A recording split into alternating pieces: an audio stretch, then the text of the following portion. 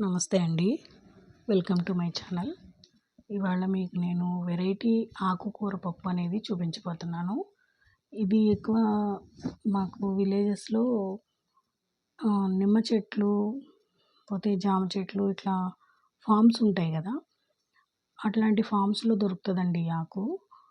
పెద్దవాళ్ళు ఏం చెప్తారంటే ఇది కిడ్నీస్‌కి, కళ్ళకి వాటికి మంచిది తింటే కిడ్నీలో స్టోన్స్ ఏమన్నా ఉన్నా పడిపోతాయి, కరిగి పడిపోతాయి అని అంటారు. ఎక్కువగా విలేజెస్‌లో మేము చేసుకునే వంట ఇది. మరి టౌన్‌లో ఇది దొరుకుతదో, దొరకదో నాకు తెలీదు. మా సైడ్ అయితే విలేజ్‌లో ఎక్కువ తెచ్చుకుంటాము. ఎవరైనా దొరికినా తెచ్చిస్తారు కూడా. అది మీకు నేను ఇవాళ షేర్ చేయబోతున్నా. ఇంకోటి కందిపప్పుని నేను ఫ్రై చేసి పప్పు చేస్తానండి. ఎందుకంటే ఇది మనం మామూలుగా షాప్స్‌లో కొనుక్కొచ్చుకున్న పప్పు గదా! పచ్చి వాసన అంతా ఉంటుందని చెప్పి ఇట్లా ఫ్రై చేస్తే టేస్ట్ బాగుంటుంది. మీరు ఒకసారి ట్రై చేయండి. ఇదండి ఆకు. దీన్ని అటిక మామిడాకు అని అంటారు. దీని పేరు. ఇట్లా ఆకంతా క్లీన్ చేసి పెట్టుకొని నీట్‌గా మామూలు మనం ఆకుకూర పప్పు ఎలా చేసుకుంటామో అలా చేసుకోవడమే. బాగా టేస్టీగా కూడా ఉంటుంది పప్పు. ఇదిగోండి వేయించిన పప్పునంతా వాటర్ వేసి బాగా క్లీన్ చేసి పెట్టుకొని కుక్కర్ పెట్టుకుంటున్నా ఇప్పుడు. ఇవి నేను విడివిడిగా ఏం వేయనండి. ఒకేసారి అన్నీ వేసేసి కుక్కర్ కట్టేస్తాను. ఒక 3, 4 విజిల్స్ వస్తే సరిపోతుంది. చింతపండు కూడా నేను ముందుగానే వేసేస్తున్నా. అయినా పప్పు ఉడుకుతుంది. పప్పు ఏమి ఉడకకుండా అట్లేమి ఉండదు. ఇవన్నీ మనం టమాటా, ఎర్రగడ్డ, పచ్చిమిరపకాయ వేసుకుంటాం కదా అవి. ఇప్పుడు ఈ క్లీన్ చేసి పెట్టుకున్న ఆకును కూడా ఇందులో వేసేస్తున్నాను. చాలా ఈజీగా ఉంటుంది. ఇది టేస్ట్ కూడా బాగుంటుంది పప్పు. మామూలు మనం ఆకుకూర పప్పు వాటితో పోలిస్తే ఇది ఒక టేస్ట్‌లో ఉంటుంది. బాగుంటుంది. మీకు ఎవరికైనా దొరికితే మాత్రం ఖచ్చితంగా ట్రై చేయండి. అంతే అన్నీ ఇలా వేసేసి కుక్కర్ కట్టేస్తాను. ఈ విజిల్స్ వచ్చేలోపు నేను పోపుకు రెడీ చేసుకుంటున్నా. ఈ పోపు ఇందులో నేను ఇంగువ వేయనండి. మామూలుగా అయితే ఆకుకూర వాటిల్లో కొంచెం ఇంగువ వేస్తాను. ఇప్పుడు వేయను. విజిల్స్ అన్నీ వచ్చేసిన తర్వాత అది ఫిజర్ పోయేదాకా ఉంచాలి. అయినా కూడా ఏదో మూత గట్టిగా ఉంది, రావట్లేదు. ఒకసారి విజిల్ తీసి చూస్తాను. విజిల్ కూడా తీసినా కూడా గట్టిగా ఉంది. ఇట్లాంటి కుక్కర్లో ఏంటంటే గట్టిగా అట్లా ఉంటే నాకు భయం అండి, పైన పడతాయని. వచ్చేసింది మూత. ఇదిగోండి పప్పు అంతా ఉడికింది.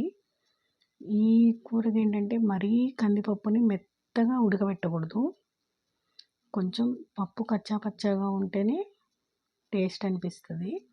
ఇప్పుడు దీన్ని మనం పప్పు ఎనుపుకునే దాంతోటి బాగా ఎనిపి చూపిస్తాను. ఇదిగోండి ఇట్లా బాగా వెనిపేసుకుంటే బాగుంటుంది. ఇప్పుడు సాల్ట్ అది వేసి మన టేస్ట్‌కి తగినంతగా సాల్ట్ అది చెక్ చేసుకొని, మనం వేసిన మిర్చి, కారం సరిపోకుంటే కొంచెం పచ్చికారం అనేది వేసి ఒక 10 నిమిషాలు గ్యాస్ మీద పెడితే సరిపోతుంది. కారం అంతా చూసుకొని ఉప్పు, కారం అన్నీ సరిపోతాయి. ఇప్పుడు పోపు పెట్టుకుందాం.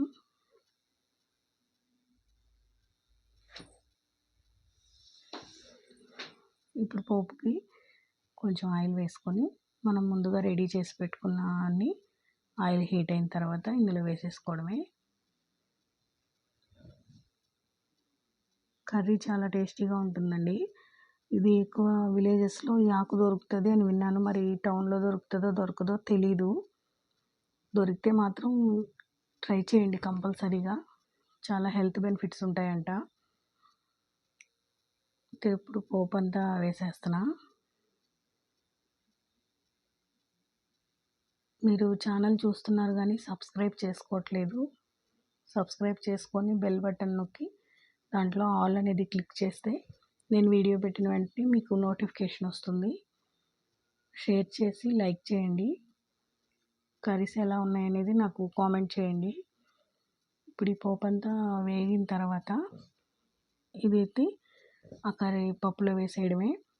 చాలా ఈజీగా అయిపోతుంది. టేస్టీగా కూడా ఉంటుంది. ట్రై చేయండి ఆకు దొరికితే మాత్రం. థ్యాంక్స్ ఫర్ వాచింగ్ అండి. ఇవాల్టికి ఇదేనండి వీడియో.